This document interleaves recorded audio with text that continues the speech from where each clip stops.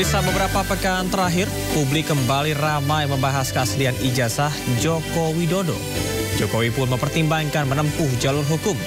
Sementara itu, Kementerian Kesehatan telah mengirimkan surat resmi kepada Konsil Kesehatan Indonesia untuk meminta pencabutan surat tanda registrasi atau STR milik dokter kandungan yang diduga melakukan pelecehan seksual terhadap pasiennya di Garut, Jawa Barat. Bersama saya Camar Haenda, Anda menyaksikan Sindo Prime.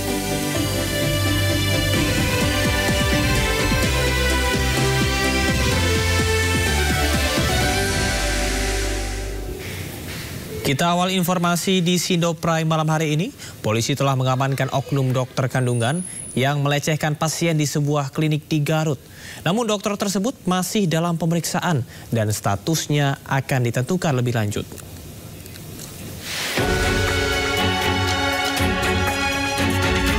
Setelah videonya viral, dokter kandungan yang melakukan pelecehan seksual terhadap pasien di sebuah klinik di Garut telah diamankan polisi. Pelaku langsung diperiksa secara intensif oleh Unit Perlindungan Perempuan dan Anak atau PPA Satreskrim Polres Garut. Kapolres Garut AKBP Muhammad Fajar Gemilang menyatakan pelaku telah diamankan kurang dari 24 jam setelah videonya viral. Pelecehan terjadi di sebuah klinik di Garut pada Juni tahun lalu dan pelaku juga sudah tidak membuka praktik lagi di Garut. Jadi karena viral tadi malam, langsung kita atensi.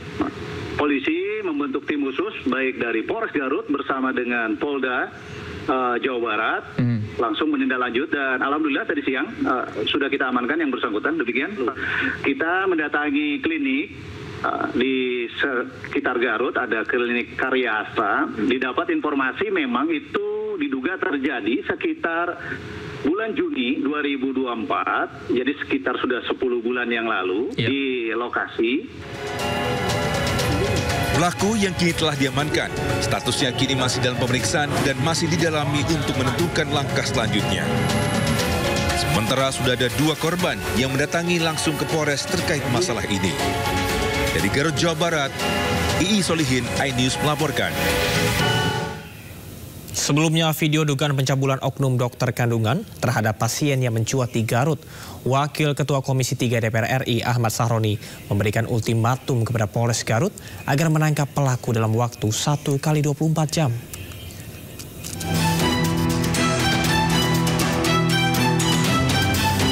Sebuah video dugaan pencabulan yang dilakukan oknum dokter kandungan terhadap pasiennya di sebuah klinik viral di Garut.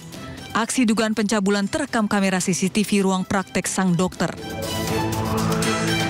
Pasca viralnya video dugaan tindakan asusila tersebut, Wakil Ketua Komisi 3 DPR RI Ahmad Sahroni memberikan ultimatum kepada Polres Garut agar menangkap pelaku dalam waktu 1 kali 24 jam. Sisi penegakan aturan hukumnya Polres Garut yang tahu. Mestinya sih sama, nggak perlu lagi penyelidikan lah, ini jelas depan mata kok. Nggak perlu Komisi 3 untuk mengawal. Nggak perlu, ini depan mata nggak perlu. Tapi kalau dia lambat 1 kali 24 jam ini dokter nggak ketangkep, saya minta Kapolri Polres Garut ganti. Sementara Dinas Kesehatan Garut tengah menyelidiki apakah video yang viral adalah kasus baru atau lama. Karena tahun lalu, seorang dokter bernama Dr. Syafril yang berdinas di rumah sakit pemerintah dilaporkan terkait kasus pencabulan. Namun sejak 2024 akhir kontraknya telah dihentikan dan tidak lagi bekerja di pemerintah. Kasus yang memang sudah lama sebetulnya ya, tahun 2024. Tapi memang untuk pastinya nanti saya mungkin akan klarifikasi lagi dan cek lagi ya ke dokumen-dokumen yang waktu itu masuk ke Dinas Kesehatan. Sementara pihak klinik tempat praktek oknum dokter kandungan tersebut angkat bicara. Oknum dokter kandungan itu berpraktik selama 2 tahun, namun saat ini telah mengundurkan diri dari klinik. Kalau dokternya memang sudah tidak praktek di sini lagi, kalau untuk lanjutnya apa ada tuntutan atau sebagainya, kami akan koordinasikan juga dengan pihak hukum. Oke, kalau dokternya nggak bekerja di sini, udah tidak bekerja, karena memang ada kasus itu, atau memang dia mengundurkan diri atau seperti apa? Sudah mengundurkan diri sih dari awal. Hingga kini, Dinas Kesehatan Garut menyatakan terus menyelidiki video yang viral adalah kasus baru atau lama. Sementara lokasi kejadian, Dinkes menyebut tidak terjadi di rumah sakit pemerintah. Dari Garut, Jawa Barat, Solihin, iNews melaporkan. Sementara itu, juru bicara Kementerian Kesehatan Republik Indonesia, Widiawati, menyampaikan pihaknya telah mengirimkan surat resmi kepada Konsil Kesehatan Indonesia atau KKI untuk meminta pencabutan surat tanda registrasi milik dokter kandungan yang diduga melakukan pelecehan seksual terhadap pasiennya di Garut, Jawa Barat. Kemenkes juga akan merekomendasikan Dinas Kesehatan setempat mencabut surat izin praktek atau SIP pelaku. Kementerian Kesehatan Republik Indonesia menyampaikan keprihatinan yang mendalam sekaligus mengecam keras tindakan dugaan pelecehan yang dilakukan oleh oknum tenaga kesehatan di Garut. Peristiwa ini mencederai nilai-nilai luhur profesi kedokteran dan merusak kepercayaan masyarakat terhadap pelayanan kesehatan. Kami ingin menegaskan bahwa perlindungan terhadap pasien adalah hal yang utama dan tidak bisa ditawar. Karena itu, Konsil Kesehatan Indonesia saat ini tengah melakukan pemeriksaan menyeluruh atas kasus ini dengan berkoordinasi secara aktif bersama berbagai pihak terkait, termasuk organisasi profesi, fasilitas pelayanan kesehatan, dan aparat penegak hukum. Apabila dari hasil pemeriksaan ditemukan adanya pelanggaran etik dan disiplin profesi, maka KKI akan memberikan sanksi tegas, termasuk pencabutan surat tanda registrasi atau STR tenaga kesehatan yang bersangkutan, dan juga Kementerian Kesehatan akan merekomendasikan kepada Dinas Kesehatan setempat untuk mencabut surat izin praktek atau SIP si pelaku. Kami memastikan KKI bersama seluruh pemangku kepentingan akan terus memantau perkembangan kasus ini secara ketat dan memastikan penyelesaiannya berjalan transparan dan berkeadilan. Kementerian Kesehatan berkomitmen penuh untuk menjaga integritas dan profesionalisme tenaga kesehatan demi perlindungan dan keselamatan pasien di seluruh Indonesia. Pemirsa, pasca video viral oknum dokter kandungan yang melakukan pelecehan terhadap pasien di Garut, Jawa Barat, Ketua DPRD Garut akan memanggil Dinkes. DPRD akan meminta keterangan dari instansi tersebut.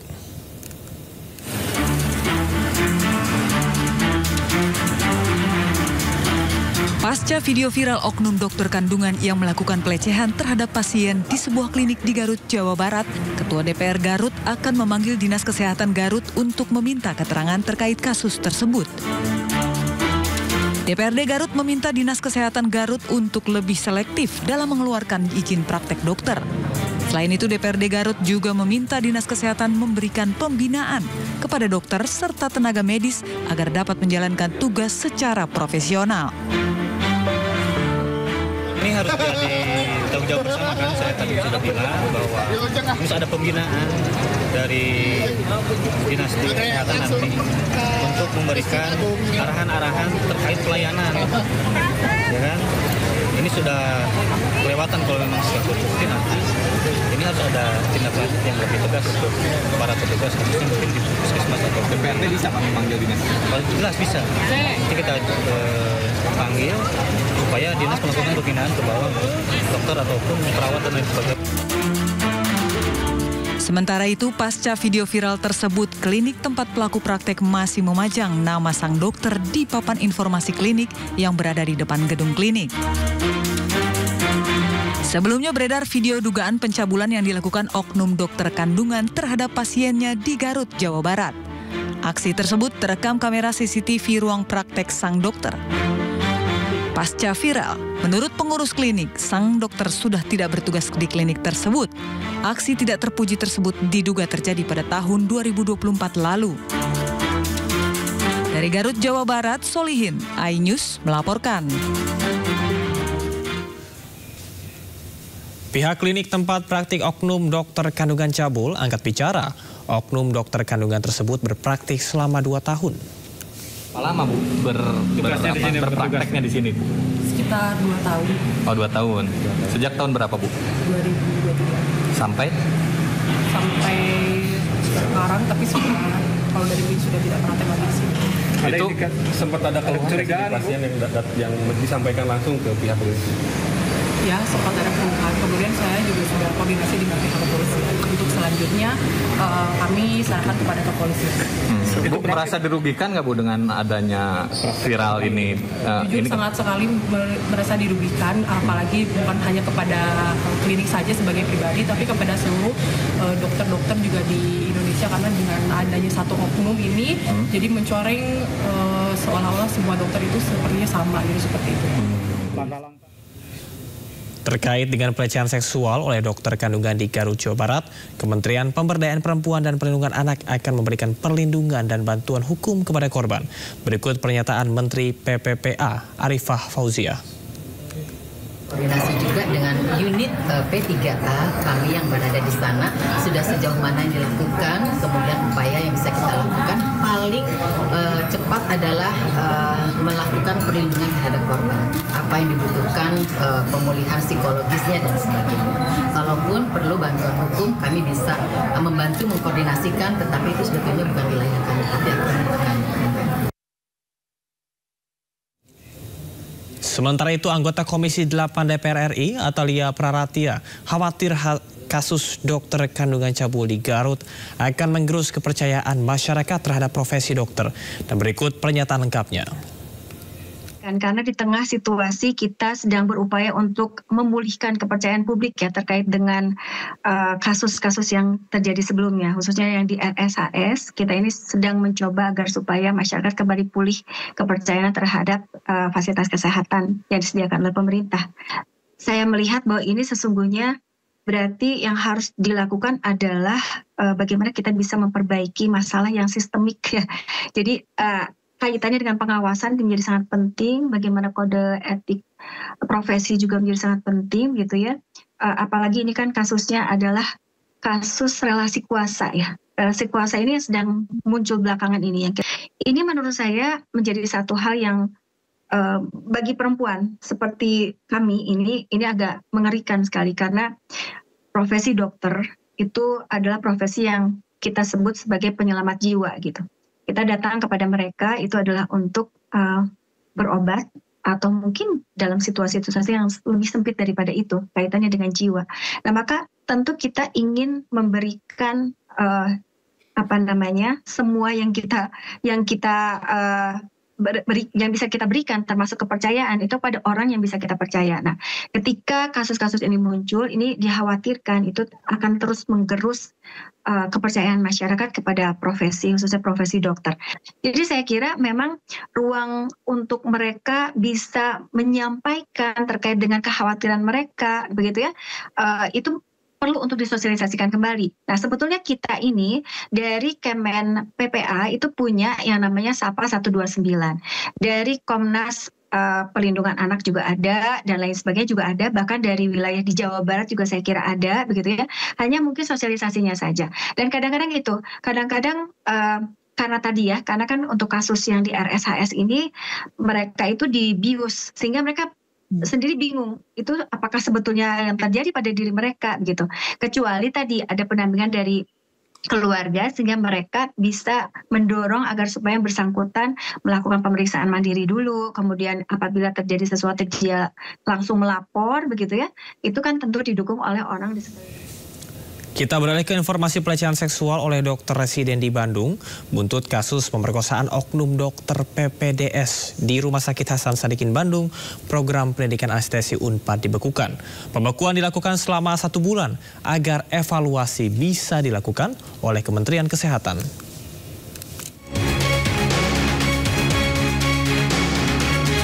Kementerian Kesehatan membekukan program pendidikan anestesi Universitas Pajajaran di Rumah Sakit Hasan Sadikin Bandung. Pembekuan ini buntut dari kasus pemerkosaan yang dilakukan oleh oknum dokter PPDS kepada keluarga pasien.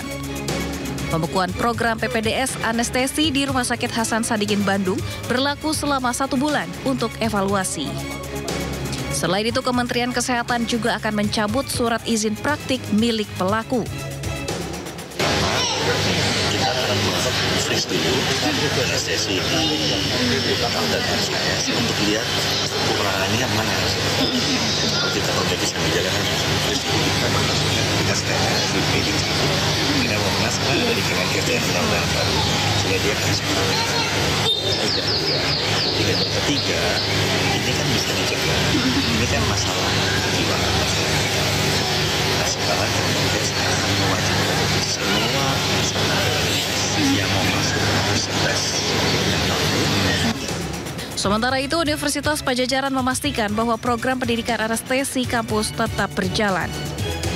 Selain RS Hasan Sadikin Bandung, Unpad memiliki rekanan dengan rumah sakit lain dalam proses pendidikan anestesi. Meski demikian, Unpad menyambut baik pembekuan program anestesi di Rumah Sakit Hasan Sadikin oleh Kementerian Kesehatan. Kami menghargai keputusan dari Kemenkes karena ini semua adalah demi terselenggaranya pendidikan yang lebih baik. Namun mungkin yang dimaksud tentu bukan menghentikan pendidikan, tetapi menghentikan rumah sakit sebagai tempat pelayanan pendidikan. Karena kan sebetulnya kalau menghentikan pendidikan itu harus dilakukan oleh universitas. Jadi sebetulnya pendidikan anestesinya tidak berhenti. Karena sebetulnya selain Rumah Sakit Sadikin, kita pun menggunakan rumah sakit lain untuk proses pendidikan. Ada rumah sakit jejaring yang lain, rumah sakit Unpad dan sebagainya. Tentu di proses yang lain tetap berjalan. Jadi yang dihentikan adalah tempat pendidikannya di Hasan Sadikin.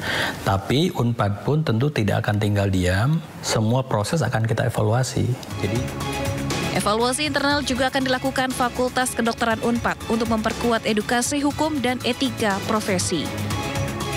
Tim Liputan iNews melaporkan. Kejaksaan Tinggi Jawa Barat menunjuk 4 jaksa penyidik untuk menangani kasus dugaan pemerkosaan oleh dokter residen PPDS terhadap pasien dan keluarga pasien di Rumah Sakit Hasan Sadikin Bandung, Jawa Barat. Kejati juga telah menerima surat pemberitahuan dimulainya penyidikan dari penyidik Reskrim Polda Jawa Barat.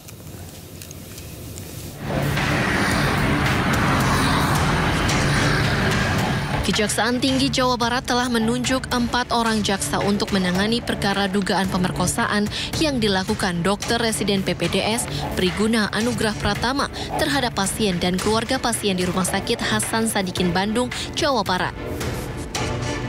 Selain itu, pihaknya telah menerima surat pemberitahuan dimulainya penyidikan atau SPDP dari penyidik Reskrim Polda Jawa Barat terkait dengan perkara tersebut pada akhir Maret 2025.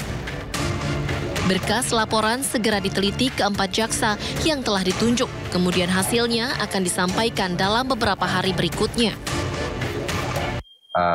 Kejati telah menunjuk 4 orang jaksa untuk menangani perkara tersebut, di mana dari 4 orang jaksa tersebut ada jaksa perempuan yang ditugaskan dalam tim tersebut. Terkait hal tersebut, itu nanti dilihat dari persidangan, tetapi menurut hukum acara, karena perkaranya kesusilaan, sidangnya akan digelar secara tertutup. Sebelumnya, Polda Jawa Barat telah menetapkan tersangka terhadap Priguna Anugrah Pratama, dokter residen peserta PPDS yang diduga memperkosa keluarga pasien di Rumah Sakit Hasan Sadikin Bandung. Atas perbuatannya, tersangka dijerat dengan pasal 6 Undang-Undang Nomor 12 Tahun 2022 tentang tindak pidana kekerasan seksual dengan ancaman hukuman penjara paling lama 12 tahun. Dari Bandung, Jawa Barat, Juhpita Melana, iNews melaporkan. Sementara itu, Ikatan Dokter Indonesia Amini, Sistem Pendidikan Kedokteran Indonesia rentan membuat peserta didik tertekan. Berikut cuplikan dialog bersama dengan Ketua Umum IDI, Slamet Budiarto dalam program One on One. Jadi akan salah satu pembahasan IDI ke depannya ya? Ini jadi masalah nasional. Ya, kan ada yang 5 kali, 10 kali nggak lulus, 3 kali nggak lulus. Karena begini, tidak lulus sekali bisa belajar lagi. Ya, betul. Lulus 2 kali masih bisa belajar lagi. Begitu tidak lulus 3 kali, dia udah stres. Belajar apapun nggak akan lulus. Iya, karena itu perlu dibantu. Iya kan? Ya. Udah stres. Jadi itu harus dicari cara dirubah keluar, tadi caranya ya. Ya. Baik, dokter, kalau banyak cerita nih ya budaya senioritas ataupun feodalisme yang menekan di lingkungan pendidikan kedokteran, Dok. Nah, apakah IDI memandang hal ini tuh sebagai hal yang serius, Dok? Ya, seperti ya kita pernah dengarlah kasus-kasus yang pernah booming juga. Ya. Masa lampau bisa seperti itu, feodalismenya tinggi sekali. Masa lampau. Sekarang generasi sudah generasi Z, ya. Sudah mulai berubah, sudah egaliter. Kemudian kalau dulu kita ke mana, ke dosen itu harus dianggap sebagai dewa, sekarang enggak. Sekarang setara, diskusi biasa kan itu. Zaman dulu seorang dokter diminta teleponnya oleh pasien nggak mau. Sekarang yang dokter-dokter yang baru itu malah meninggalkan nomor telepon. Ya, ini nomor telepon saya. Bisa dihubungi setiap saat. Itu perkembangan zaman. Kan kita dulu memang zaman Belanda itu feodalismenya luar biasa. Tapi di negeri Belanda sekarang sudah nggak ada feodal. Justru ya. Dan kita sudah mengarah pada egaliter tadi. Egaliter. Jadi sudah feodalnya sudah terkikis, gitu. Jadi insya Allah ada perbaikan. Tapi kalau etika, karena menjunjung tinggi guru-guru kita, menjunjung tinggi sejawat, itu tetap ada. Karena itu ketentuan dunia. Ketentuan dunia. Sejawat bagi saudara kandung kan gitu kan. Viral di media sosial, Agus difabel menikah dengan pujaan hatinya. Namun pihak keluarga membantah Agus hanya melakukan tunangan.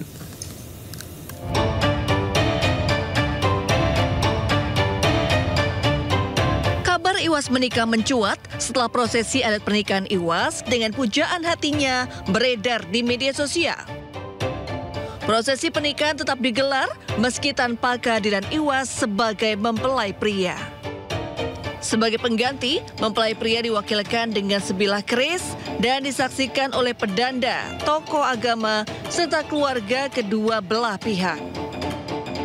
Saat dikonfirmasi, pihak keluarga menjelaskan jika acara tersebut hanya mepamit atau pertunangan secara sederhana, sementara acara selanjutnya menunggu Iwas bebas. Sebagaimana diketahui, saat ini Iwas masih menjalani rangkaian persidangan di Pengadilan Negeri Mataram. Ia didakwa melanggar tindak pidana kekerasan seksual sebagaimana diatur dalam Undang-Undang Nomor 12 Tahun 2022 dengan ancaman hukuman kurungan 12 tahun dan denda 300 juta rupiah. Kasus Iwas bermula saat ia dilaporkan oleh seorang mahasiswi berinisial MA ke Polda NTB. Usai ditetapkan sebagai tersangka, sejumlah pengakuan muncul dari korban lain. Total ada 15 orang yang disebut menjadi korban pelecehan oleh pria disabilitas tersebut.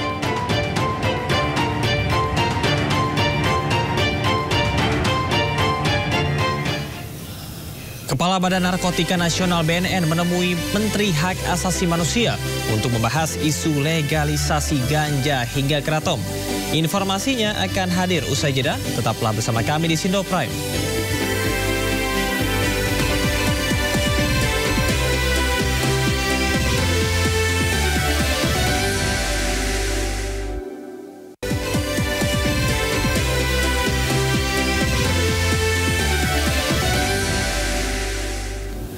Terima kasih Anda masih di Sindo Prime. Pemerintah Indonesia mulai menyoroti isu legalisasi ganja.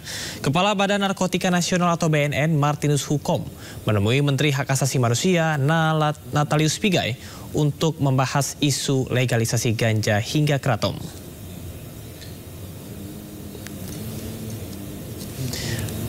Dalam pertemuan yang digelar di kantor Kementerian HAM Selasa kemarin, Kepala BNN berkonsultasi dengan Menteri Pigai terkait dengan penegakan hukum terhadap pelanggaran atau tindak pidana narkotika.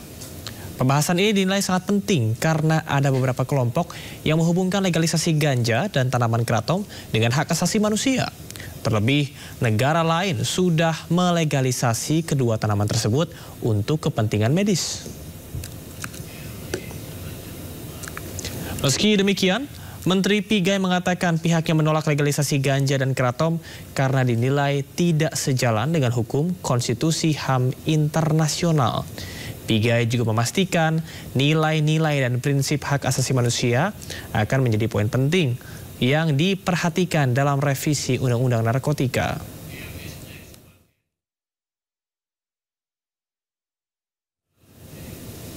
Pemerintah berencana akan menambah jumlah impor migas dari Amerika Serikat mencapai 10 miliar US dollar.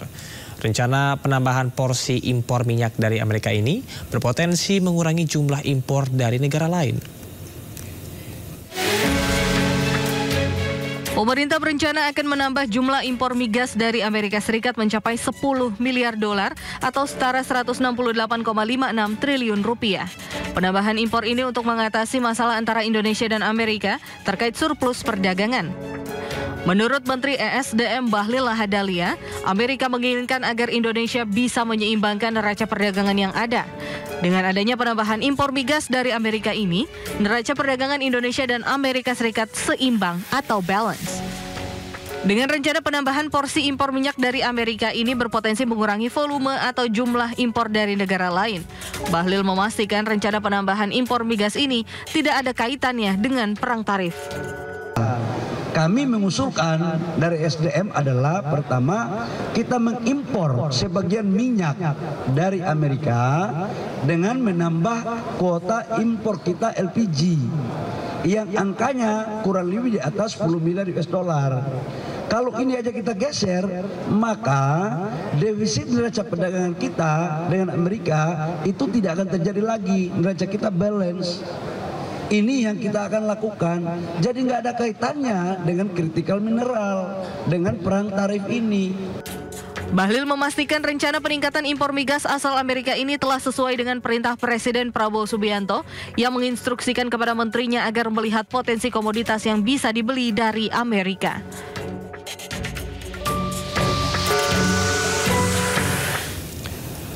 Pertamina masih menunggu arahan resmi pemerintah terkait dengan rencana peningkatan impor LPG dan minyak mentah dari Amerika Serikat. Pertamina menyebut saat ini impor minyak mentah dari Amerika Serikat berkisar 4% dari total komposisi impor minyak mentah Indonesia. Sementara itu impor LPG dari Amerika mencapai 57%. Nantinya jika terdapat kebijakan baru pemerintah menyusul kebijakan tarif impor Amerika, Pertamina akan melakukan kajian internal untuk membandingkan nilai ekonomi impor dari Amerika dengan potensi impor dari negara lain. Meski Pertamina telah memiliki kerjasama impor dengan perusahaan Amerika, peningkatan signifikan volume impor memerlukan pertimbangan matang agar tetap menguntungkan secara ekonomi bagi negara dan juga perusahaan.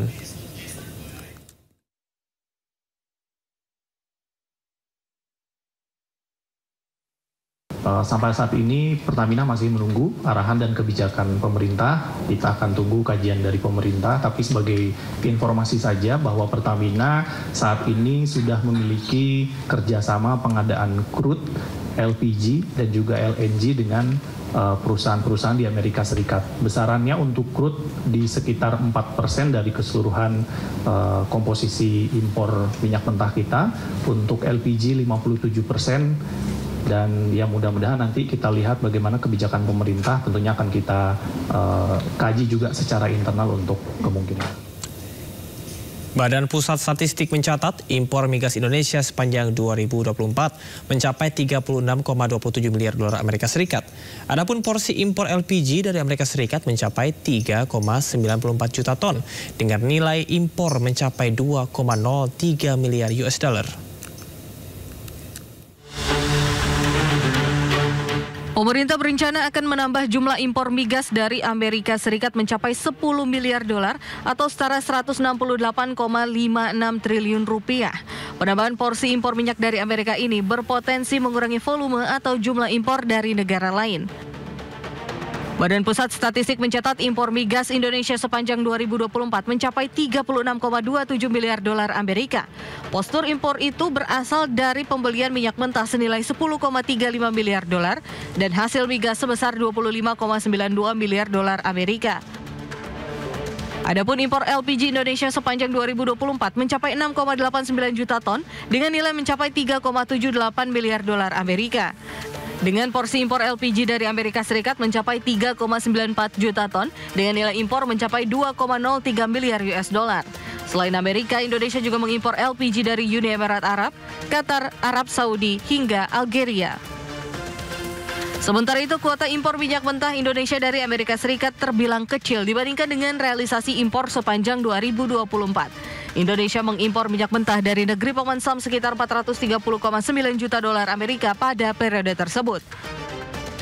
Sebagian besar impor minyak mentah Indonesia berasal dari Arab Saudi, Angola, Nigeria, hingga Australia. Sementara itu, impor bahan bakar minyak kebanyakan berasal dari kilang di Singapura. Pemerintah mulai merelaksasi berbagai pungutan perpajakan imbas dari tuntutan tarif resiprokal Donald Trump. Salah satunya adalah terkait dengan pungutan bea keluar untuk produk minyak mentah kelapa sawit atau CPO. Menteri Keuangan Sri Mulyani menegaskan pemerintah akan melakukan penyesuaian tarif bea keluar produk sawit dalam negeri. Relaksasi dengan mengurangi beban bervariasi. Tarif pajak yang akan diturunkan dari kisaran 5 hingga 10% serta setara relaksasi tarif hingga 5%. Kebijakan relaksasi ini merupakan bagian dari langkah pemerintah untuk menghadapi penerapan tarif perdagangan sebesar 32% oleh Presiden Donald Trump kepada Indonesia. Selain kebijakan tersebut, Menkyu juga menyiapkan kebijakan dalam bentuk percepatan proses penerbitan kebijakan trade remedies seperti bea masuk anti-dumping, imbalan maupun safeguarding yang dipercepat dari 30 ke 15 hari. Bea keluar untuk CPO kita juga akan lakukan adjustment. Ini juga ekuivalen mengurangi beban hingga 5%. Dan trade remedies ini termasuk Menteri Perdagangan, Pak Menko Perekonomian semua minta agar bea masuk anti dumping, imbalan safeguard bisa dilakukan dan dipercepat hanya dalam waktu 15 hari. Itu akan kita lakukan bersama dengan KL yang lain. Jadi kami akan terus melakukan reform terutama di bidang pajak, bea dan cukai dan prosedur supaya ini betul-betul mengurangi beban sesuai dengan penekanan Bapak Presiden. Ini adalah waktu yang tepat untuk deregulasi dan reform yang lebih ambisius. Polemik ijazah asli atau palsu Joko Widodo terus berlanjut karena sudah menjadi fitnah. Jokowi akan menempuh jalur hukum. Perbincangan akan kami hadirkan usai jeda. Tetaplah bersama kami di Sindo Prime.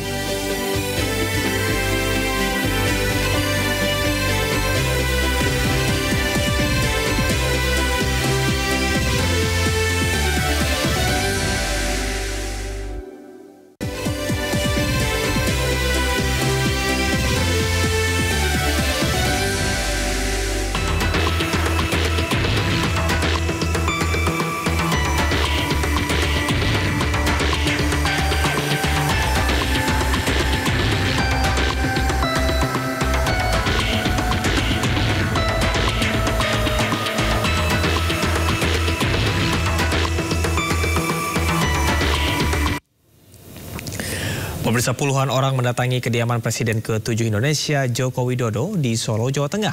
Kedatangan massa untuk mempertanyakan keaslian ijazah mantan orang nomor 1 di Indonesia tersebut.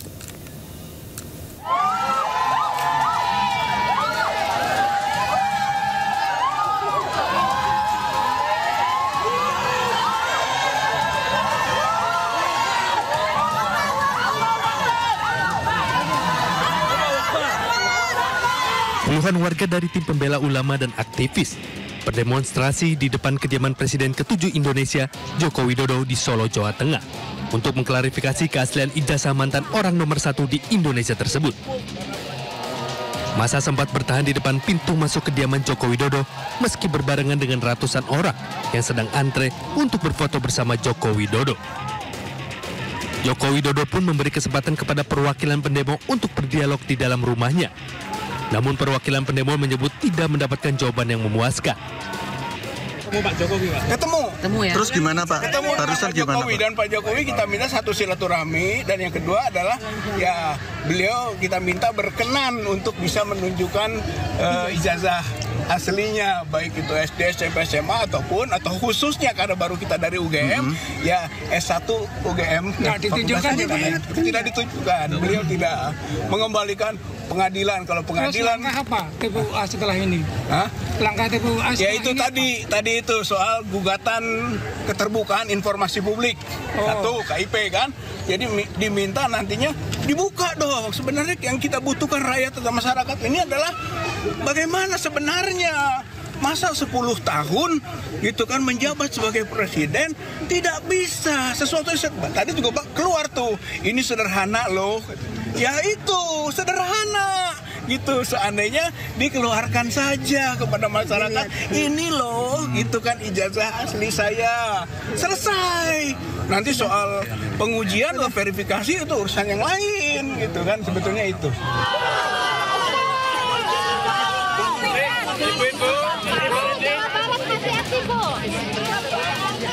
Sebelumnya ratusan orang yang juga dari tim pembela ulama dan aktivis mendatangi Universitas Gadjah Mada Yogyakarta untuk meminta klarifikasi kepada UGM terkait keaslian ijazah Presiden ke-7 Joko Widodo. Perwakilan massa menyebutkan bahwa isu ini akan selesai jika Presiden ke-7 Joko Widodo memperlihatkan ijazahnya kepada khalayak. Presiden Jokowi kita berharapkan untuk punya etikat baik. Kalau memang Presiden itu punya ijazah, serahkan. Saya meyakini kalau itu diserahkan selesai masalahnya.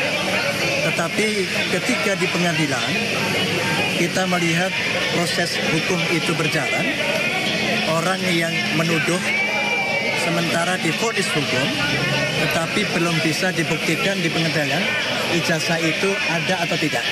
Oleh karena itu hari ini tim pembela ulama dan aktivis dari Jakarta hadir dalam rangka klarifikasi dengan pihak UGM untuk menentukan apakah ijazah itu asli atau tidak. Sementara itu Joko Widodo selalu menyampaikan dirinya benar-benar kuliah di Fakultas Kehutanan UGM dan ijazahnya resmi dikeluarkan oleh UGM dan sudah disampaikan tidak hanya sekali oleh Rektor UGM hingga dekan. Dari Solo, Jawa Tengah dan Sleman, Yogyakarta, Heru Trijoko, Septiantoro, iNews melaporkan. Polemik ijazah asli atau palsu Joko Widodo terus berlanjut karena sudah menjadi fitnah dan pencemaran nama baik dirinya. Mantan orang nomor 1 Republik Indonesia tersebut akan menempuh jalur hukum. Meski demikian, Joko Widodo sempat menunjukkan seluruh ijazah dirinya, mulai sekolah dasar hingga kuliah kepada seluruh awak media yang datang di dalam rumahnya. Namun Presiden ke-7 Indonesia tersebut meminta seluruh awak media untuk tidak mengabadikannya. Atas polemik ini, Joko Widodo akan mempertimbangkan membawanya ke ranah hukum dan dirinya siap menunjukkan ijazah asli jika diminta hakim pengadilan. Jokowi menambahkan bahwa pihak-pihak yang menuntut dirinya tidak berwenang mengatur dirinya terkait dengan penunjukan ijazah aslinya. Alhamdulillah sudah saya terima tadi di dalam rumah, karena apapun beliau ini ingin silaturahmi, tentu saya terima dengan baik. Kemudian yang kedua, karena beliau ini meminta untuk bisa saya menunjukkan ijazah asli, saya sampaikan bahwa tidak ada kewajiban dari saya untuk menunjukkan itu kepada mereka. Dan juga tidak ada kewenangan mereka untuk mengatur saya untuk menunjukkan ijazah asli yang saya miliki. Jadi sudah sangat jelas, kemarin di UGM juga sudah memberikan penjelasan yang gamblang dan jelas, dan yang ketiga, saya mempertimbangkan karena ini sudah menjadi fitnah di mana-mana, pencemaran nama baik, saya mempertimbangkan untuk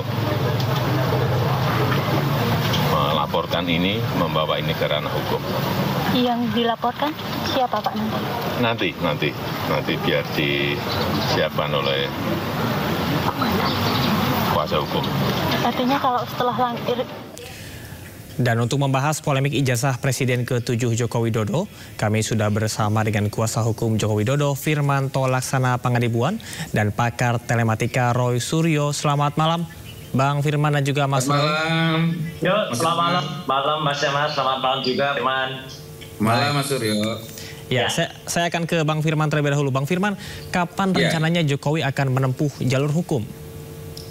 Jadi terima kasih Mas Syamar, selamat sore. Terima kasih Mas Suryo, selamat sore.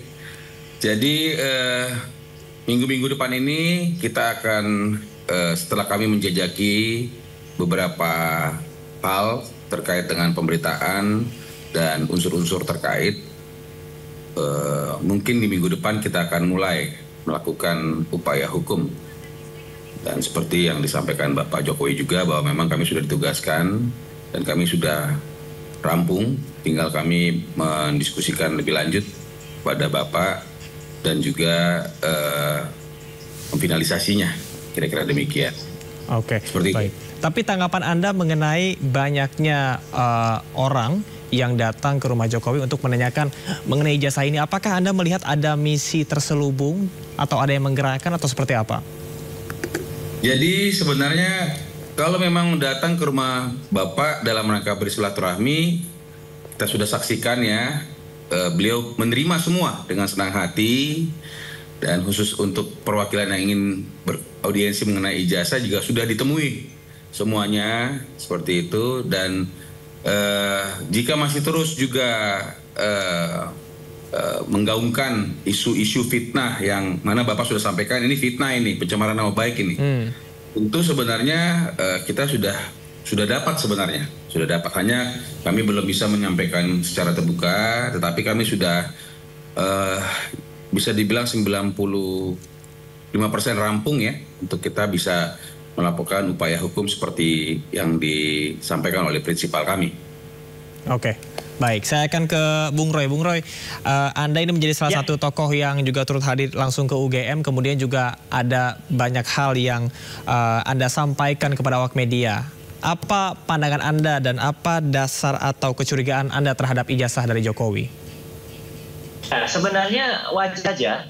Jadi masyarakat itu kan cinta Republik ini, kemudian cinta masyarakat yang memang dulu pernah menjadi tokoh, apalagi memimpin Republik ini selama 10 tahun gitu ya. Dan kemudian ketika ada sinyalemen atau ada dugaan masyarakat banyak beredar di sosial media, kemudian kan sempat juga UGM itu waktu itu kan dimulai dari skripsi, sempat juga menunjukkan Pak Sunarta, Dekan Kanan itu kan menunjukkan ke depan dia. Ketika menunjukkan, nah kayak gini, ketika menunjukkan kan mirip ketika tadi Jokowi sempat katanya menunjukkan ke depan media, nggak boleh dipotret. Nah ini saya senyum saja tuh lihatnya ya gitu. Karena apa? Karena sebenarnya ketika Sigit Sunarta dulu Dekan Kehutanan dan juga menunjukkan itu masih boleh dipotret ya, itu skripsi waktu itu. Kemudian dari potret itulah ada sahabat saya Dr. Resmond yang itu hasil ulan Sianipar itu kemudian menganalisis. Jadi artinya adalah sekarang ini era keterbukaan, era kejujuran. Jadi kalau sekedar menunjukkan kemudian hanya kemudian apalagi hanya mengatakan dengan narasi sama seperti kemarin ketika di UGM, wakil dari UGM itu hanya katakan saja kami punya 34 bukti. Kemudian tapi yang katakan hanya naratif saja, tidak ada satupun bukti atas meja waktu itu. Setelah kemudian kita tanya, kita desak, awalnya berlindung di balik Undang-Undang Keterbukaan Informasi nomor 17 ya, gitu. Maksudnya pasal 17 ya, pasal yang dikecualikan. Dan kebetulan saya juga teman di UGM, saya dulu di Komisi 1 itu mengkawal undang-undang ini selama 10 tahun, jadi saya ngerti persis isinya. Nah, baru kemudian teman-teman di UGM ngambil itu skripsinya. Nah, dari kemudian skripsi yang diambil, disitulah akhirnya nampak benar beberapa yang kemudian bisa kita baca lah gitu. Ada lembar pengesahan yang tidak ada tanggalnya, ada kemudian tidak ada tanda tangannya, salah dalam tuliskan nama pembimbing. Nah ini hal ini kan kita pertanyaan gitu. Jadi sah saja masyarakat tanyakan. Demikian juga dengan ijazah, ketika kemudian dikatakan ini hak, tidak ada hak, ya kita hormati statement mengatakan begitu. Tapi ingat gitu, sebagai pejabat publik siapa saja boleh saja kemudian mempertanyakan, apalagi selaluan pengarah di Danantara kan, itu kan juga dengan uang rakyat itu dibangun kan gitu, ini kan ada kewajiban untuk kemudian apalagi yang namanya skripsi, apa yang namanya ijazah, itu kan sebenarnya hak publik gitu untuk mengetahui. Kita contoh saja Wapres kita yang sempat belajar di negara Belanda, itu kan bahkan ijazahnya dipasang di sana gitu loh, dengan bangganya beliau pamerkan ijazah. Jadi sebenarnya clear aja, dan saja sebelum ini di tahun yang lalu misalnya Firman, misalnya Pak Jokowi itu dengan gayanya Pak Jokowi kan sebenarnya santai aja gitu, nggak ada apa-apa gitu, ini ijazahku, udah saya kira nggak akan ada yang ribut-ribut, nggak ada yang santai. Nah tapi ketika kemudian itu tidak ada, ya menggulinglah ini. Jadi saya kira persoalannya hanya soal ketika kemudian ada keinginan masyarakat bertanya, kemudian tidak muncul, kemudian ketika itu dimunculkan sedikit agak ditutupi, ketika kemudian UGM kemarin juga sikapnya, waduh, agak menurut saya di pintunya ditutup-tutup di mana-mana, itu kan malah masyarakat menimbulkan pertanyaan. Jadi saya kira itu aja. Jadi ada keingintahuan yang kemudian tidak terjawab dengan itu. Ya, itu aja untuk sebenarnya. memenuhi keingintahuan masyarakat. Silakan Bung Firman, tanggapan Anda seperti apa? Ya, jadi keinginan tahuan itu sebenarnya kan sudah sangat clear, sudah sangat jelas berkali-kali pihak universitas sudah menyampaikan bahwa Bapak adalah mahasiswa Fakultas Kehutanan Universitas Gadjah Mada dan sudah memenuhi kriteria dan lulus sesuai dengan Tridharma Perguruan Tinggi. Adapun tidak bisa Bapak melayani semua keingintahuan orang, dan apalagi tidak ada kewajiban Bapak untuk melayani semua itu, seperti itu. Tinggal orang yang tidak puas ini apakah harus melakukan fitnah dengan menyampaikan bahwa ijazah Bapak itu palsu walaupun sudah diverifikasi, diklarifikasi dan konfirmasi. Apakah memang ingin terus debat kusir dan mengatakan bahwa saya benar, Bapak salah. Jadi saya bingung nih melihat pola pikirnya. Ada orang menuduhkan sesuatu hal palsu tetapi tidak menunjukkan kepalsuannya walaupun sudah diverifikasi dan dibilang asli, tapi malah ingin sebaliknya menanyakan, tunjukin dong. Hari ini sudah ditunjukin. Hari ini sudah ditunjukin ke khalayak ramai bahwa itu ada dan asli. Seperti yang UGM kemarin sampaikan bahwa ijazah itu diserahkan kepada yang lulus, kan? Sudah ditunjukkan sama Bapak. Dan hari ini sudah terang benderang sebenarnya. Namun karena sudah kita sampaikan beberapa kali, kita sudah mencermati, kita sudah diminta untuk menjajaki upaya hukum terkait itu, kayak fitnah, pencemaran nama baik, seperti itu kan, Undang-Undang ITE, maka kita sudah bisa menyimpulkan lah saat ini. Saya rasa demikian. Oke, Bung Roy, nampaknya dari Bung Firman ini sudah cukup pembuktiannya. Tanggapan Anda seperti apa? Gak apa-apa, ya hak dari teman dan kemudian juga kuasa hukum, kita hormati aja gitu. Jadi artinya kan dalam rangka pembuktian kan pasti akan ada sampai ke level pembuktian. Ini yang sebenarnya ditunggu oleh teman-teman tim pembela umat aktivis kemarin ya gitu, karena berkali-kali ada persidangan ya sampai dengan 3 kali, baik itu yang ada di Jakarta maupun yang ada di Jawa Tengah waktu itu, yang kemudian bahkan sampai ada saudara kita Bambang Tri dan juga kemudian Gus Nur itu kemudian malah dibalik ya gitu, dengan tuduhan menyebarkan kebencian ya, itu kan belum sampai sidangnya kepada uji materi profesinya gitu, belum sampai mati membening apakah ada ijazah. Nah kalau sekarang kemudian sudah ada dan diakui itu ada loh ijazah yang bagus, saya senang. Jadi kita tidak kemudian harus memperbincangkan hanya fotokopi yang tidak jelas apanya, atau hanya lembar foto dari yang disebut foto ijazah yang diadakan oleh kader PSI ya gitu, oleh si Ansar itu ya. Itu kan kalau nanti misalnya ada Pak Jokowi sendiri membawa itu ke persidangan, ini loh ijazahnya, plak itu didudukkan di depan hakim, nanti ada, menurut saya memang perlu ada tim independen gitu ya, yang kemudian juga menguji atau memeriksa, karena temuan dari Dr. Resmond misalnya ya gitu, yang mengatakan kalau itu fotonya tidak benar, hurufnya adalah font baru gitu, itu saya kira juga perlu kita cermati, kita hobi juga. Jadi nanti ditinggal saja. Jadi saya kira bagus kalau memang ada ya istilahnya ke level yang lebih tinggi, sehingga dengan demikian ya semua dihadirkan di depan hukum. Saya kira itu. Jadi ya kita hormati semua. Ya, Bung Roy, dalam audiensi yang sempat dilakukan, Anda ini sempat memperlihatkan skripsi Jokowi. Apa sebetulnya yang temuan ataupun juga keanehan-keanehan yang Anda lihat dari dokumen tersebut sehingga Anda juga mendesak UGM untuk melakukan pembuktian juga? Iya, jadi sebenarnya skripsi seseorang itu wajarnya ya itu disertakan dengan lengkap ada tanda tangannya. Kalau misalnya dosen pembimbing, kemudian ada dekan, kemudian sebelumnya ada dosen uji itu tidak ada tanda tangannya sama sekali, ya itu aneh kalau itu kemudian disebut sebagai itu bisa lulus gitu loh. Apalagi dapat banyak temuan misalnya ada huruf-huruf yang itu hurufnya ditengarai itu baru. Bahkan kemarin ada temuan baru lagi November ketika UGM ditunjukkan lagi satu contoh skripsi yang katanya skripsi, tapi ternyata salah ketik juga di situ. Ada penulisan tesis, padahal tesis itu bukan untuk S1, tesis itu untuk S2. Jadi ini yang kemudian membuat kami, ini dari sisi lainnya, kami seluruh alumni UGM itu merasa sedih gitu loh, merasa kemudian kenapa UGM, kalaupun ini benar, bisa meloloskan seorang mahasiswa yang itu dengan skripsi yang seperti itu kan nggak lolos gitu, apalagi dengan adanya penulisan beberapa nama yang salah. Jadi artinya temuan-temuan itu yang kemudian bisa apa nanti misalnya gugatan yang kemudian dilakukan yang lain, misalnya oleh Pak Taufik di Solo ya, itu kan menggugat mulai dari SD, SMP, SMA sampai dengan itu juga akan membuktikan serupa. Saya kira ya itu cara yang lain. Tapi menurut saya semua tujuh baik kok. Kalau kemudian nanti bisa terbukti di sana, ya, ini ijazahnya. Saya kira kan Pak Jokowi senang juga gitu loh. Tim kan juga akan berbahagia juga. Saya kira itu ya. Masyarakat akan Bung Roy. Gitu. Ya, Bung Roy, ini masih berkaitan dengan keterlibatan UGM. Kita akan simak informasi pakar hukum tata negara Mahfud MD menilai bahwa UGM tidak perlu ikut campur lebih jauh menanggapi kasus ijazah palsu Presiden ke-7 Republik Indonesia Joko Widodo.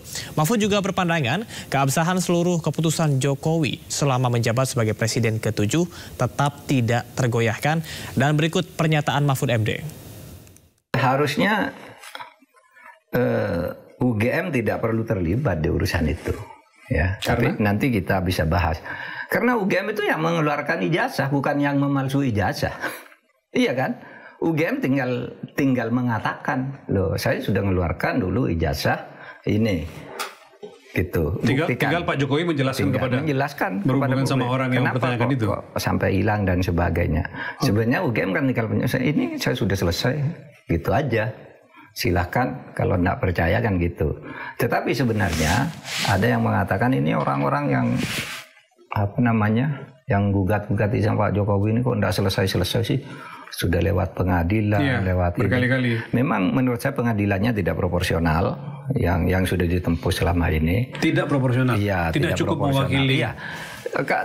Kalau mau sebut itu diadili oleh peradilan perdata. Perdata itu adalah konflik kontraktual antara dua pihak. Nah, Pak Jokowi ini konflik dengan siapa secara perdata urusan ijazah? Nah, ada kan?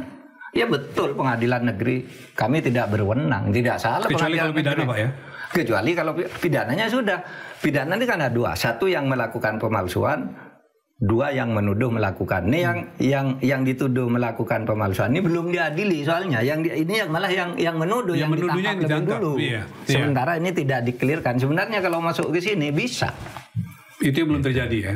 Lalu yang lebih gila lagi kan katanya, ini kalau terbukti ijazah Jokowi ini palsu, seluruh keputusannya selama menjadi presiden batal, itu salah.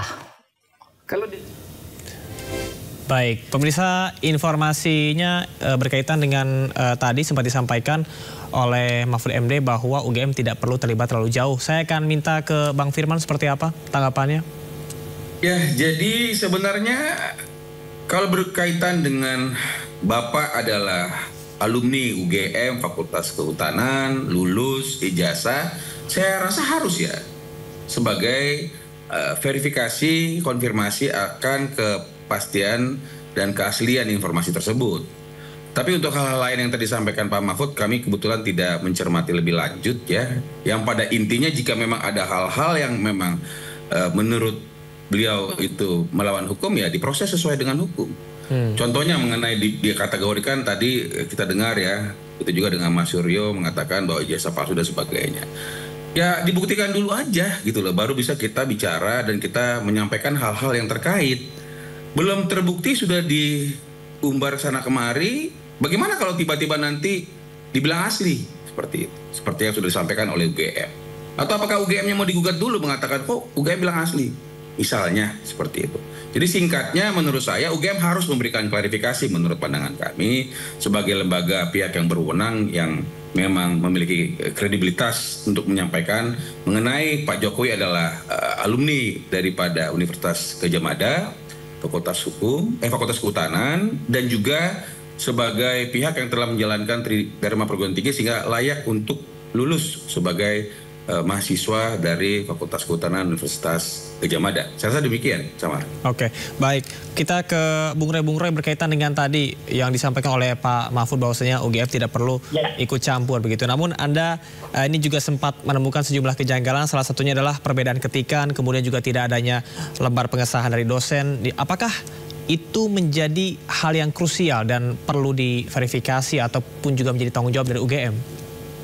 Oke. Sebelum ke situ saya paham betul apa yang dimaksudkan Mahfud, karena begini, di UGM itu kemarin kan sempat beredar statement dari seorang guru besar pidana dari UGM, Profesor Mark kalau namanya, yang mengatakan ijazah itu sempat hilang gitu, tapi kemudian dibuat lagi. Nah ini kan rame, meskipun terakhir Prof. Markus katanya menyatakan itu bukan statementnya. Bagus, jadi menurut Prof. Markus perlu klarifikasi. Dan juga menurut saya UGM juga harus clear mengklarifikasi. Misalnya mengatakan begini, statement Prof. Markus adalah statement pribadi, tidak mewakili UGM. Nah itu clear, karena beliau itu posisi yang besar, Fakultas Hukum lagi untuk Gadjah Mada. Jadi itu yang membuat marah, karena kan kemudian kalau hilang kemudian cetak lagi, di-print lagi dengan teknologi baru, itu masih tidak karena yang ijazah itu hanya bersifat satu kali, fotografis bersifat satu kali, ada istilah Jermannya. Jadi artinya tidak boleh cetak lagi. Nah, sebelum timbul ijazah, ini pertanyaannya Mas Samari, apakah seseorang lulus? Iya. Maka kan beberapa pertanyaan kawan-kawan, ada Dr. Tifa, ada Pak Respon itu kan menanyakan KKN lolos nggak gitu. Kemarin juga tuh ketika udah audiensi, ketika ditanyakan KKN kuliah jangannya. Nah, itu sempat agak kebingungan gitu. Di mana kemudian muncullah satu kali Boyolali. Nah, cuman kita kejar buktinya mana Boyolali itu. Nah, ini masih dicari lagi. Nah, hal kayak gini yang menurut saya pertanyaan-pertanyaan ke belakang gitu loh. Termasuk lagi dengan bukti skripsi yang kemudian tidak keluar. Setidaknya kalau skripsinya tidak layak ya atau tidak memenuhi syarat Fakultas Gadjah Mada gitu ya pasti tidak lulus gitu loh. Nah, kecuali kemudian ada hal-hal yang waktu itu mungkin ya membuat skripsi itu lulus gitu lah. Ini kan yang perlu kemudian dikelirkan gitu. Nah, kalau kemudian masalah ISA nanti kita lihat apa memang benar-benar salah gitu salatnya. Dia melakukan analisis tentang atau apa yang kemudian sempat di-upload oleh salah kader PRI itu juga salah, karena berdasarkan unggahan itu loh, itu yang sempat bikin ramai, blunder sebenarnya itu gitu. Karena dengan ada unggahan itu bisa diperiksa. Jadi apakah sama dan apakah ditunjukkan Pak Jokowi sore tadi itu misalnya bisa tidak segera ditunjukkan. Ya kalau mengklaim difoto saja, cukup difoto saja sama wartawan. Tentu nanti para pakar akan bisa verifikasinya. Baik Bung Roy, saya ke Bung Firman. Bung Firman, apabila jalur hukum ditempuh, apakah Pak Jokowi akan menunjukkan ijazah aslinya? Tentu. Jika memang pihak pengadilan dalam hal ini dan atau pihak yang berkompeten lainnya seperti penyidik menginginkan hal tersebut, tentu sebagai warga negara yang patuh hukum akan menyampaikan ijazah tersebut kepada pihak-pihak yang berwenang tersebut. Baik, saya ke Bung Roy. Bung Roy, Anda kan mengacu pada Undang-Undang Keterbukaan Informasi Publik. Apakah itu menjadi dasar bahwasanya untuk ijazah tokoh publik ini bisa seharusnya dibuka bebas ke publik? Ya, masuk juga sekali. Hal-hal kayak gitu kan tidak dalam yang dikecualikan. Dalam Undang Keterbukaan Informasi Publik itu kan ada hal yang dikecualikan, termasuk misalnya soal anggaran, kemudian soal alutsista dan sebagainya. Kebetulan saya 10 tahun sekali lagi mengkawal itu, dulu saya narasumber dan bang. Jadi artinya clear banget. Jadi sebenarnya tidak ada masalah sama sekali. Gitu. Apalagi kalau Pak Jokowi misalnya benar-benar menuntut, misalnya dengan pasal pencemaran nama baik, menurut saya ini bukan yang pertama ya. Gitu. Dulu Presiden SBY itu juga menuntut seseorang.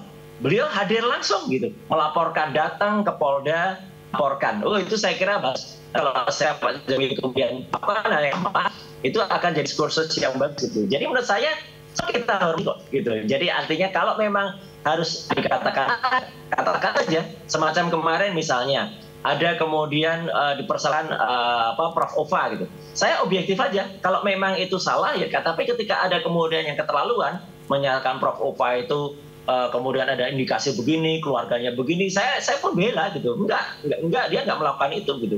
Dan pun seperti tadi Prof Mahfud mengatakan. Jadi artinya kan mungkin memang tidak perlu terlalu banyak berkomentar supaya case ini selesai. Saya kira kalau case ini cepat selesai, Indonesia udah mempersiapkan 20 tahun lagi untuk menuju ke Indonesia gitu loh. Nggak hanya putar dengan masalah ijazah transkripsi.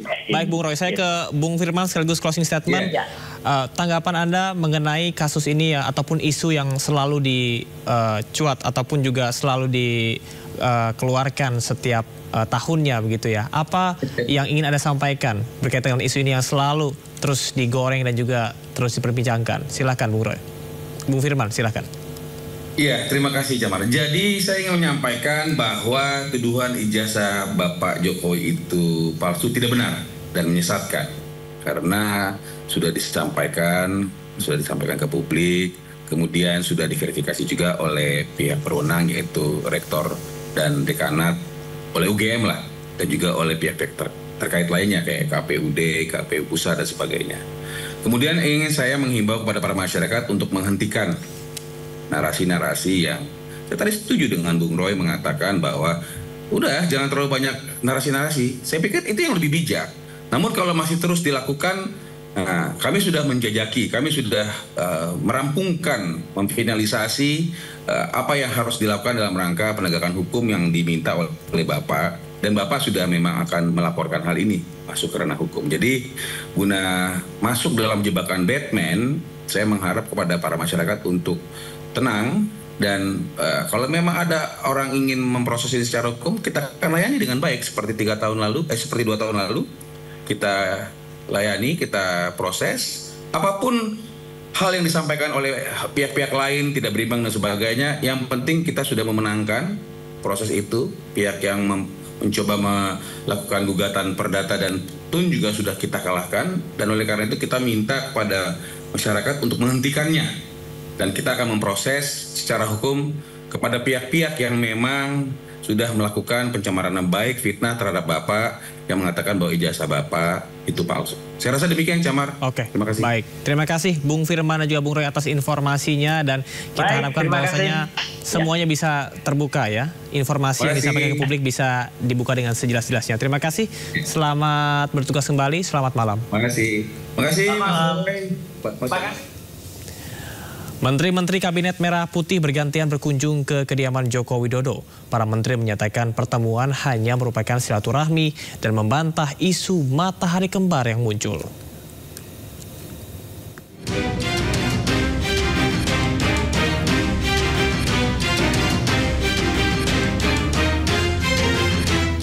Meski tak lagi menjabat, Presiden ke-7 RI Joko Widodo masih dikelilingi sejumlah pejabat di pemerintahan Prabowo Gibran.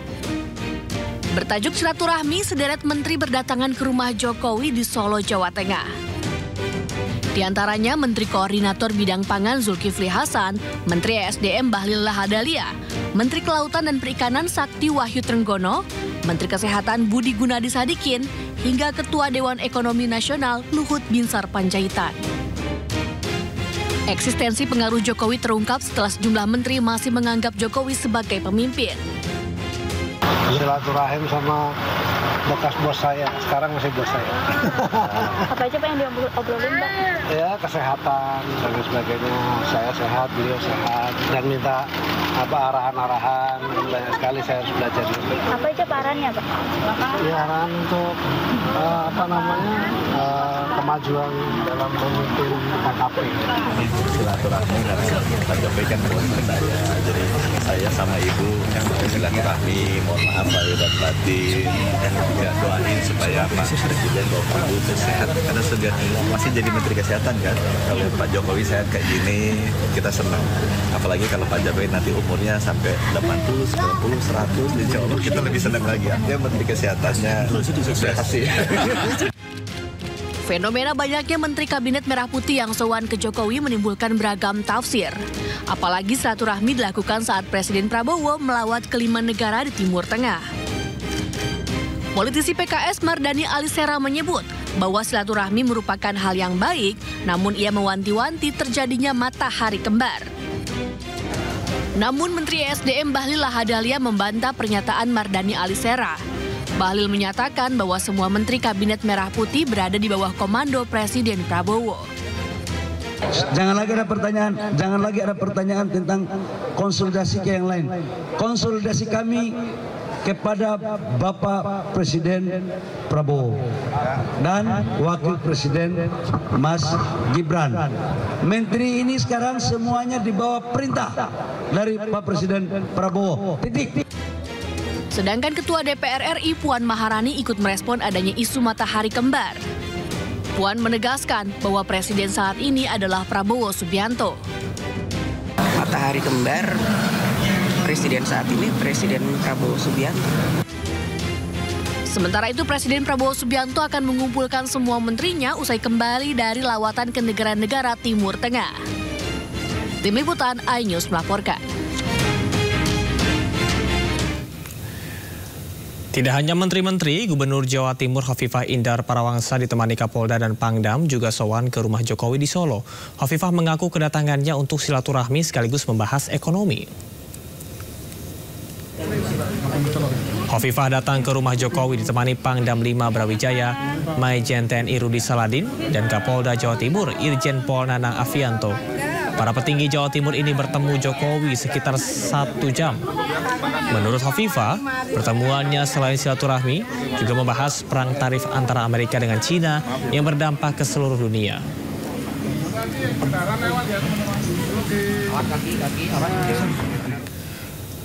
Presiden Prabowo bertemu dengan Wakil Pertama Perdana Menteri Federasi Rusia, Denis Marturov di Istana Kepresidenan Jakarta.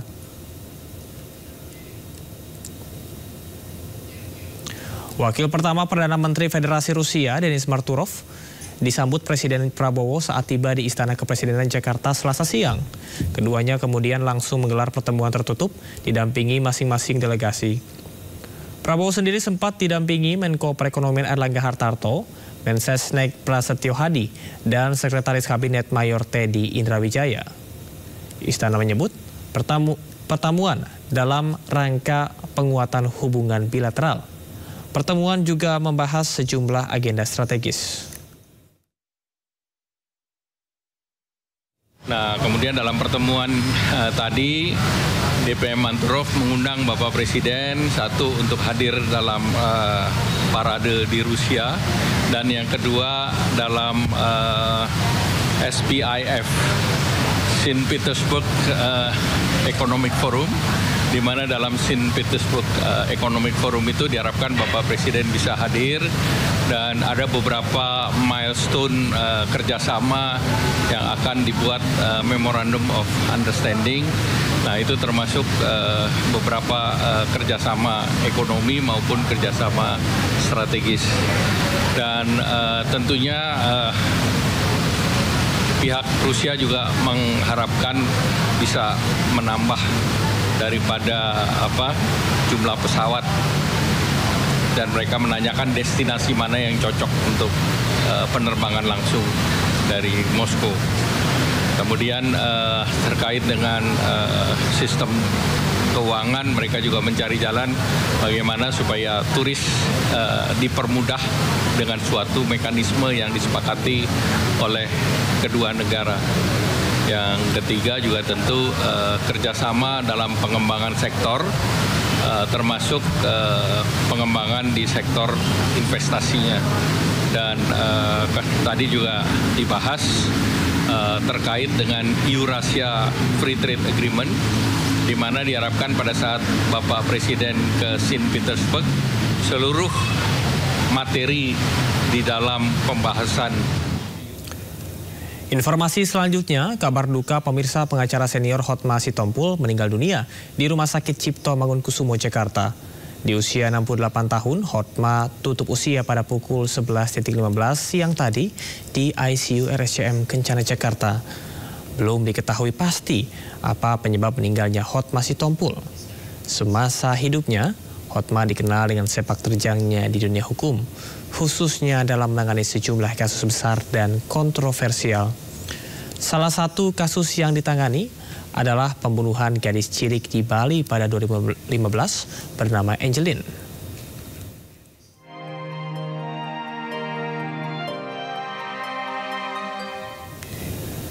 Kejaksaan Agung menetapkan satu tersangka baru dalam kasus dugaan suap terkait dengan vonis lepas kepada terdakwa korporasi kasus korupsi ekspor CPO. Tetaplah bersama kami di Sindo Prime.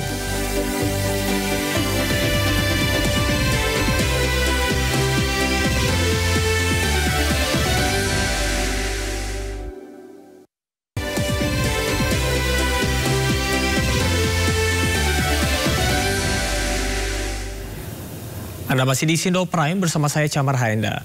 Kejaksaan Agung menetapkan satu tersangka baru dalam kasus dugaan suap terkait dengan vonis lepas kepada terdakwa korporasi kasus korupsi ekspor CPO. Tersangka baru berinisial MSY.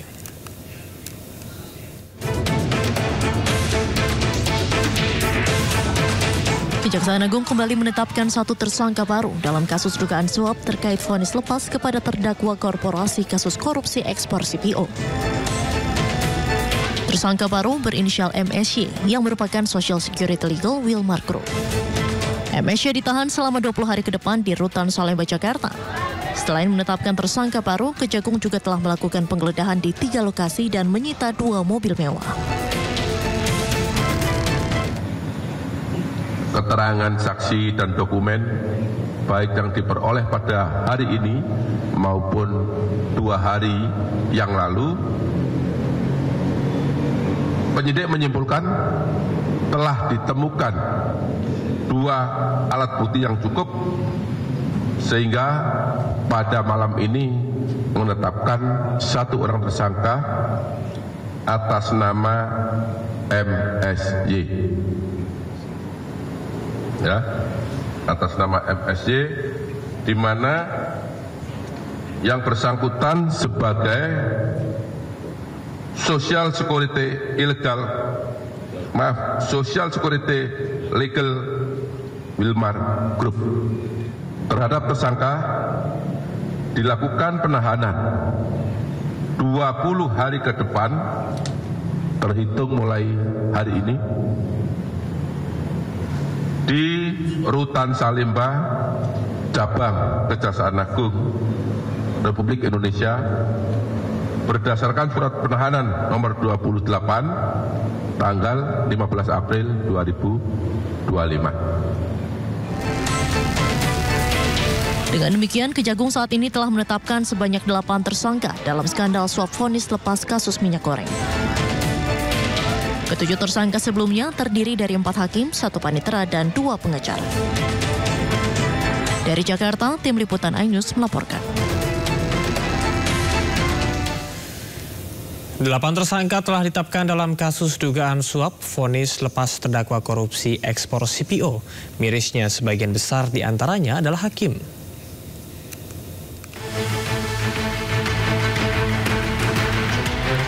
Kejaksaan Agung telah menetapkan 8 tersangka dalam perkara kasus korupsi dugaan suap terkait vonis lepas terdakwa korporasi kasus korupsi ekspor minyak sawit mentah atau CPO.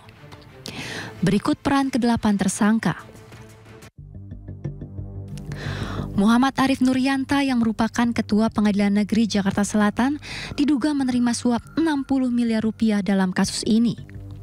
3 hakim Pengadilan Negeri Jakarta Pusat lainnya, yakni Agam Syaif Baharudin, Ali Muhtarom, dan Ju Yamto, diduga menerima bagian dari suap Arif dan mengondisikan agar PT Wilmar Group divonis lepas. 2 pihak lainnya melakukan perannya sebagai perantara suap, yakni Panitera Muda Perdata Jakarta Utara Wahyu Gunawan dan Social Security Legal PT Wilmar Muhammad Syafi'i. 2 orang lainnya yakni 2 orang advokat Marcella Santoso dan Arianto Bakri yang berperan sebagai pemberi suap. Adapun awal mula kasus korupsi ekspor CPO bermula saat Indonesia mengalami krisis minyak goreng pada 2022 silam.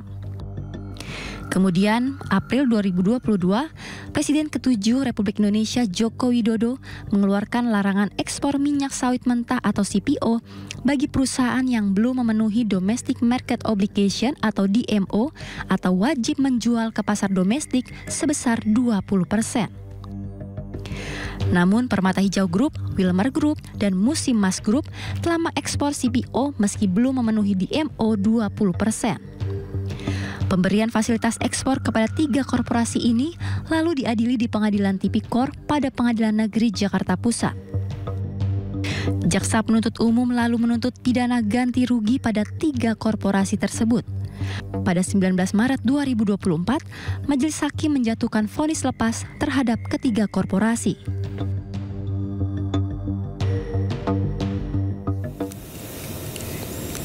Sebelas jenazah korban pembunuhan kelompok kriminal bersenjata di Yahukimo, Papua diserahkan kepada keluarga. Jenazah dimakamkan secara massal di kawasan DKI Kabupaten Yahukimo, Papua Pegunungan.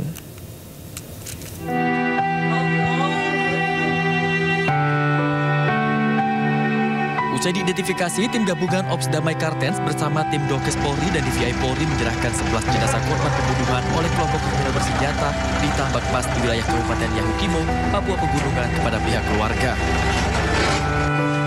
Pihak keluarga korban menangis usai menerima jenazah sanak saudaranya. Sebelumnya pada tanggal 10 April, petugas telah menyerahkan 1 jenazah atas nama Ariston Kaba, TKP Pegubin pada pihak keluarga. Karena kondisi jenazah korban sudah membusuk dan tidak mungkin dipulangkan ke daerah asal sehingga dimakamkan secara massal di DKI Kabupaten Yahukimo. Dari Timika Papua Tegak, Nathan Making, iNews melaporkan. Kita ke informasi lain, pemirsa. Presiden Prabowo Subianto mengakhiri lawatan ke negara Timur Tengah dan Turki. Sejumlah kesepakatan pun dihasilkan, termasuk rencana investasi sebesar $2 miliar dari Qatar untuk Danantara.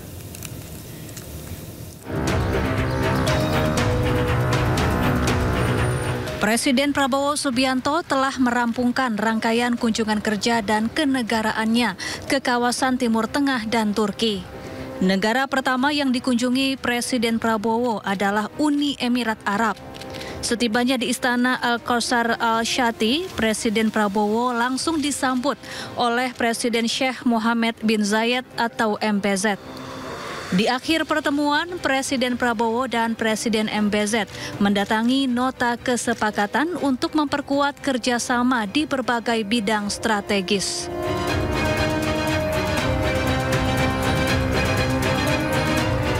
Turki menjadi negara kedua yang dikunjungi Presiden Prabowo dalam lawatannya.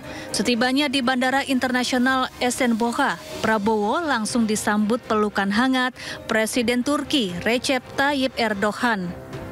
Pertemuan Presiden Prabowo dan Presiden Erdogan melahirkan 3 kerjasama, mencakup bidang energi hingga kebudayaan. Kedua kepala negara juga sepakat dalam menjaga stabilitas dan perdamaian dunia.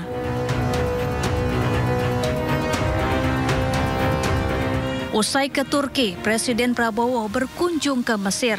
Prabowo tiba di Istana Al-Ittihadiyah Kairo dengan sambutan pasukan baris berbaris dan Presiden Mesir Abdel Fattah El-Sisi. Pertemuan kedua pemimpin negara ini membahas sejumlah isu strategis dan geopolitik di kawasan Timur Tengah.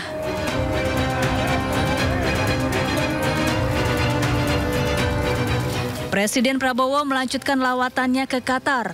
Tiba di Istana Amiri Diwan Doha, Presiden Prabowo menemui Emir Qatar, Sheikh Tamim bin Hamad Al Thani. Pertemuan Presiden Prabowo dan Sheikh Tamim menghasilkan sejumlah kesepakatan kerjasama, termasuk rencana investasi sebesar 2 miliar dolar Amerika Serikat dari Qatar untuk Danantara.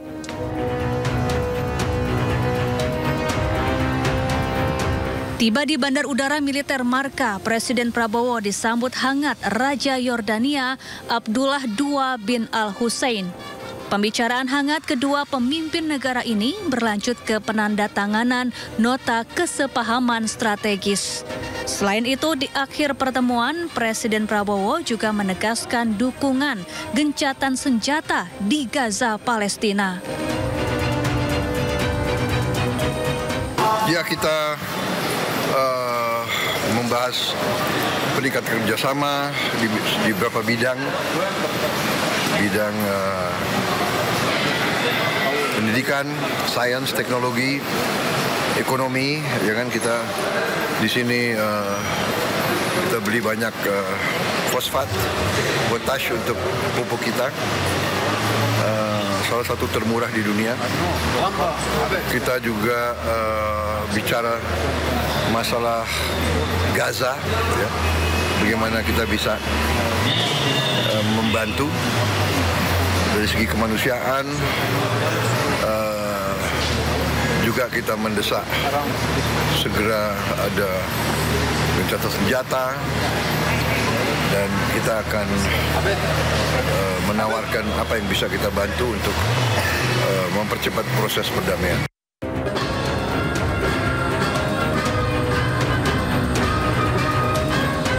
Yordania merupakan negara terakhir dalam rangkaian lawatan Presiden Prabowo ke negara Timur Tengah dan Turki. Presiden Prabowo pergi meninggalkan Yordania dengan upacara militer dan dilepas oleh Pangeran Ghazi bin Muhammad. Tim Liputan iNews melaporkan.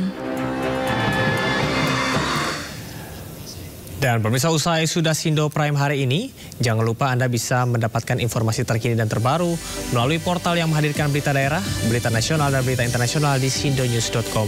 Saya Camar Haenda, sampai jumpa.